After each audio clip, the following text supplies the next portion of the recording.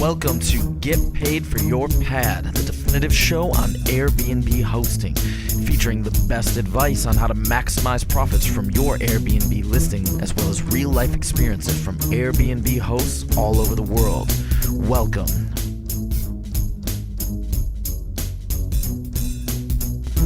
Get paid for your pad.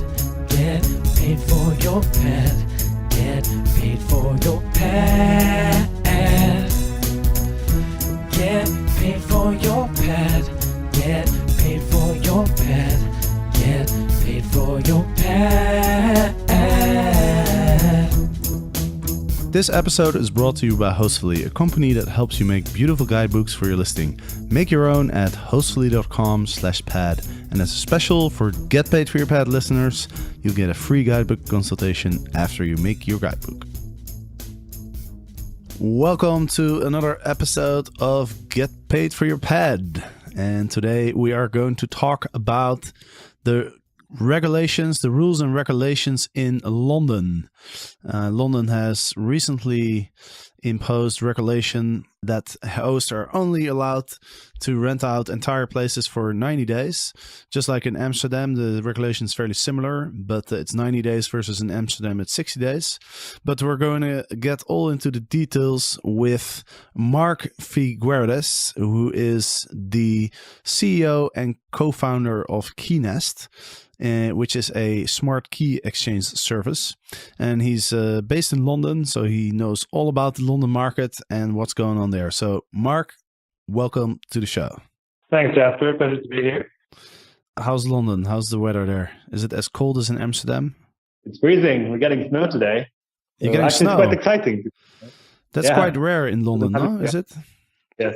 Great. Well, it's just below freezing here in Amsterdam. I don't have many winter clothes because I normally reside in warmer countries, but because I'm selling my house, I'm doing some refurbishment on my house at the moment. So I had to come back and sort of coordinate that. So it's not a big pleasure for me to go outside, but I'll deal with that. But let's talk about London. So can you explain what exactly are the regulations that are enforced by the councils and by the city authorities, and also how Airbnb enforces these rules? Of course.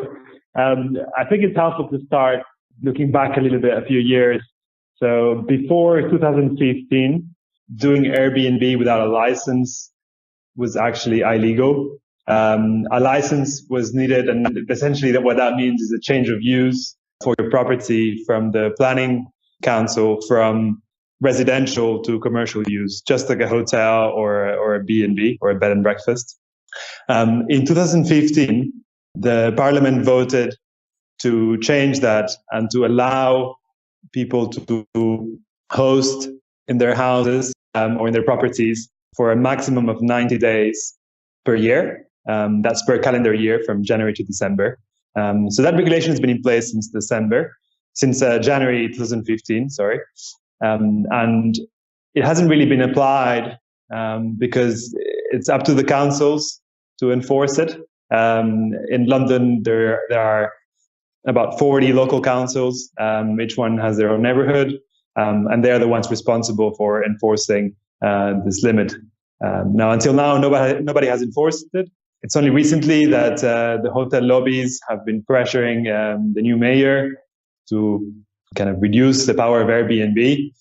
In a way, they have been successful. Airbnb has yielded to those demands, and they've now agreed to self-enforce those regulations on their hosts, but only partially. So if you are an Airbnb host in London, you will only be limited if you have an entire house or an entire property that you're renting out. If you have a private room, you're not affected by the Airbnb limits, although you are affected by the regulation. So in theory, the council could crack down on everyone, but so far, Airbnb has decided to impose the limit only on entire homes.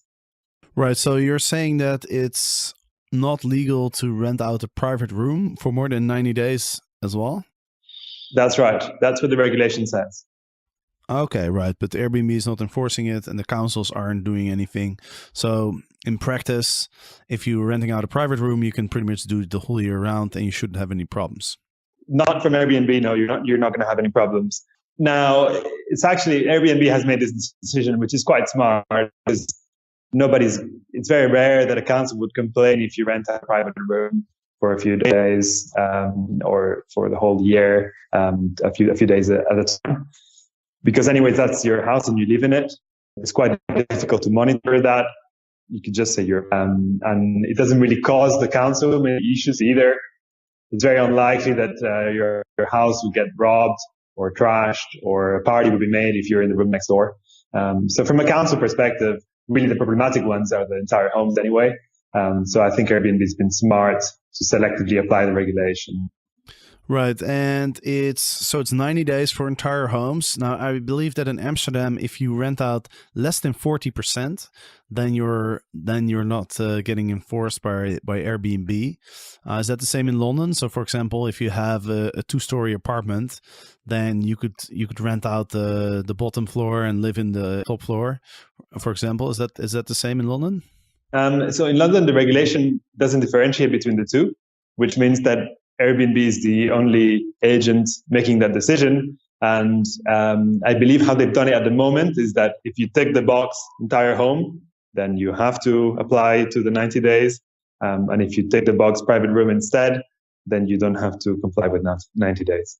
Right. So technically, you could rent out an entire apartment, but just list it as a private room, I guess.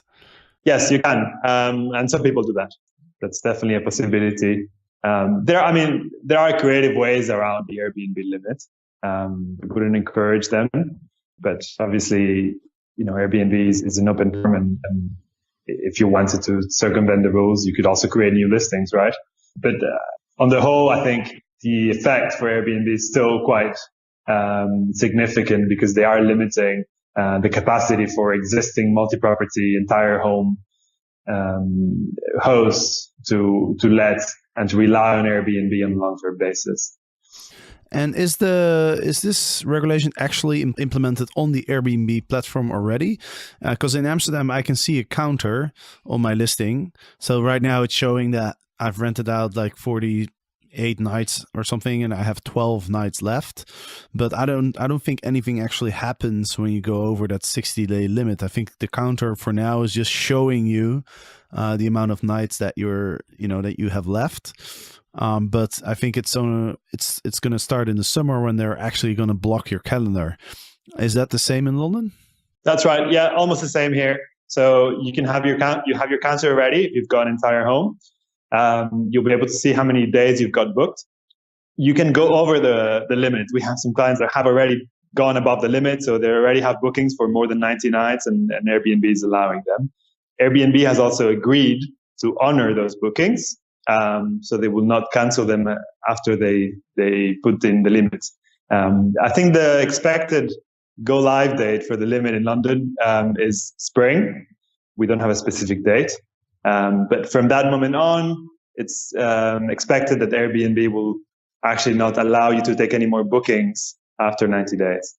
Right. So let's talk about the options that current hosts have with this new regulation. I've been getting a number of emails from people in London asking for advice on what their options are. So let's start with the first option. And this is the option that I chose, which is to sell your house or apartment and buy something somewhere else in a location where you don't have these regulations. So I recently just bought a penthouse in Colombia where I can rent out, even though Airbnb is not allowed, or short-term rental under 30 days is not allowed there. But the company that I bought the property of, they have a license. So they are allowed to renting it out for me.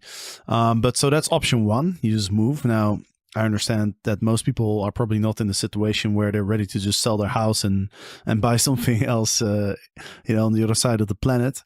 What are the other options? I think the first option really is to just ask your council for permission to change the use from residential to commercial, so you can have so to speak, a license for doing Airbnb.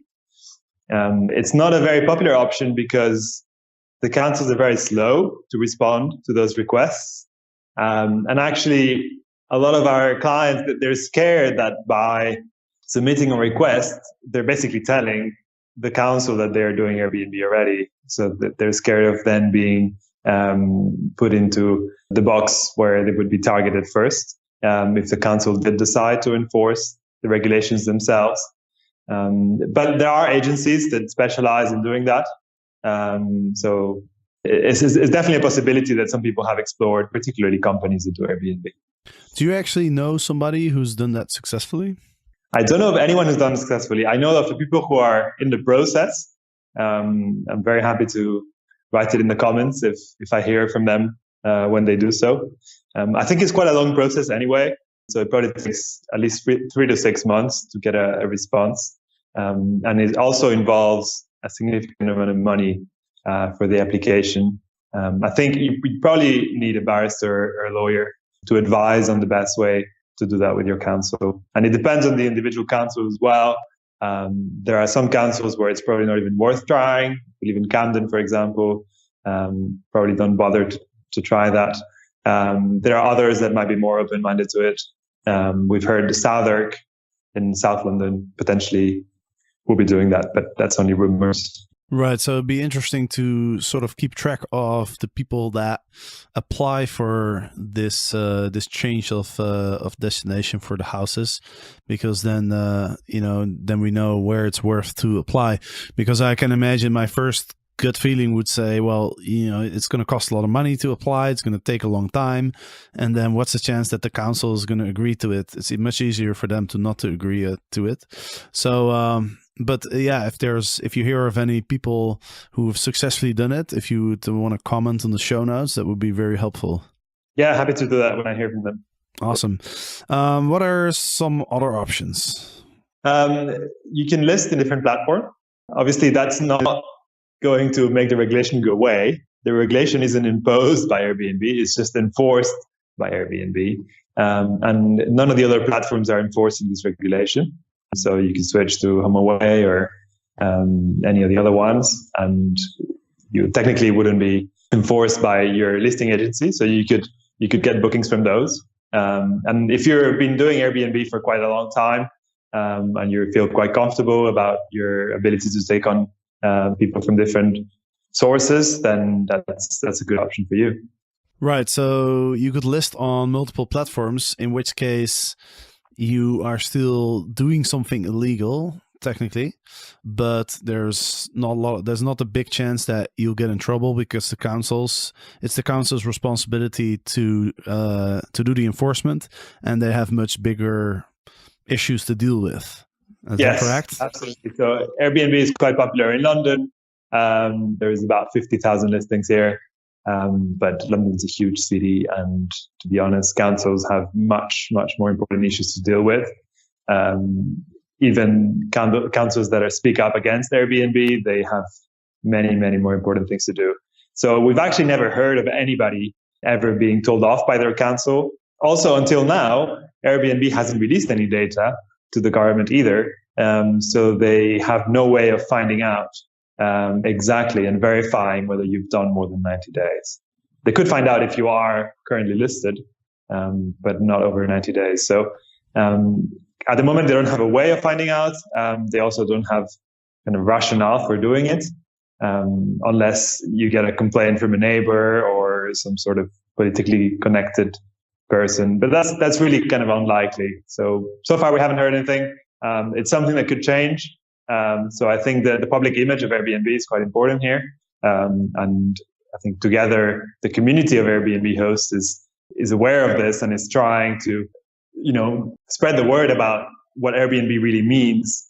Because the media often focus on the bad stories, on the robberies, on the houses that get trashed, on the people that get scammed, because it's a good headline. But actually, on the whole, Airbnb works very well in London, and it's probably going to continue that way. But it's important that we communicate about it.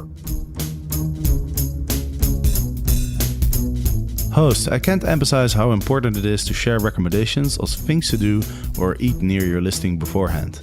Your guests won't have to go through TripAdvisor, Foursquare or Yelp. They won't have to scratch their head and think about possible places right in the moment. I've been using Hostfully to create an online and printable guidebook to show my guests my favorite coffee places in Amsterdam. They use my recommendations and I'm getting fewer questions from my guests as a result. I've also included screenshots of my guidebook on my Airbnb listing as a way to differentiate my listing from others. So make your own guidebook at hostfully.com/pad. Right, so we have discussed 3 options so far. First of all, you can move to a different market. Secondly, you can just keep doing it on different platforms and then you're acting illegally, but the chance that you're getting caught seems to be fairly small. And the third option obviously is to host for less than 90 days, right? Those are kind of less than 90 days. You can also host people for over 90 days at a time. So if you've got bookings of more than a month and a half, those are not illegal in any case. So you can have as many of those as you want. Right. So what's the cutoff actually? 90 days. So, 90 days. So you're not allowed, technically you're not allowed to rent out for, like, for example, if you have 2 bookings and they're each 2 months, is that allowed? Yes. You can have as many bookings of at least 91 days as you want. Oh, okay. 91. Okay. So 60, if you have 2 bookings of 2 months, then that's not legal. Exactly. Okay. Right. Are there any other options available for people? You could try different Airbnb accounts and sort of try and fight Airbnb that way. I'm not sure if this is a good idea. I personally wouldn't. But, well, there's basically the legal way of doing things, which is moving to a different market or just doing it 90 days or less. And then there's a whole bunch of gray area options where, you're doing something that's not legally allowed, which is to use multiple platforms or to use like some tricks, like you could list it as a private room and rent out your entire house anyway, or you could create multiple accounts, but then, like, I think the Airbnb accounts are per address, so then you will have to use like different addresses as well, I believe. So in any case, I mean, that's definitely an option that I wouldn't recommend, because then it's just a matter of time until you get caught and you run into trouble. So I think if people want to use multiple platforms, it's something that's not legally allowed, but at the same time, I'm kind of neutral. I mean, I've been doing it technically illegal myself in Amsterdam, so I wouldn't necessarily recommend it. But I mean, people have to make the choice if they want to do that or not. But definitely trying to fool Airbnb is definitely an option that I strongly would not recommend, because I think then you're getting into on a very slippery slope, and you're going to get caught pretty soon, and then you get your account banned and all that kind of stuff. So absolutely, I totally agree with you, and I think we have to remember that as an Airbnb host, we're very dependent on Airbnb to send us the customers, and if that relationship goes bad, then we will be forced to move. So it's important to also take care of our relationship with Airbnb as individual hosts. Right. I agree. Yeah. You've talked about the image of Airbnb, and you think it's quite important that Airbnb has a good image. So can you talk a little bit about that? Of course. So the regulation has been in place since 2015, and it was put in the first place because before that it was illegal. So it was a time where Airbnb was still fairly small. A good community of mostly home sharers in their own homes. And that's kind of changed over time.